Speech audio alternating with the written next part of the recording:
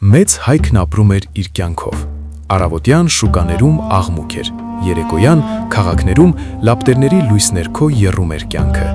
Գետերում շարժվում էին նավակներ, բայց Արտաշես չէր շտապում հանգստանալ։ Նա գիտեր, որ իրեն նոր քաղաք է պետք, եւ այն կառուցել կարելի է մի քանի տարում։ Երբ դեռ Արտաշատը քարտեզի վրա միայն գիծ էր, Արտաշեսի կողքին կանգնած էր մի մարդ, որի անունը վաղուց էր թնդում աշխարհում։ Դա Հանիբալն էր, Կարթագենցի հզոր զորավարը, փառավոր զորավար, փորձառու ռազմագետ, մարդ, որ տեսել էր կայսրությունների վերելք ու անկում, բայց այստեղ Արարատյան դաշտում նա այլևս թշնամի չէր, նա ընկեր էր։ Նրանք հաճախ էին միասին քայլում գետի ափով, լուռ, լսում էին ջրի ձայնը, քամ ու շշուկը։ Մի օր Հանիբալը կանգ առավ, նայած շուրջը եւ ասաց. «Այստեղ քո քաղաքի համար ամենահարմար տեղն է։ Այն կդառնա այնպիսի քաղաք, որ կկապի ճանապարհները, բանակը, առևտուրը եւ իշխանությունը»։ Արտաշեսը լռեց։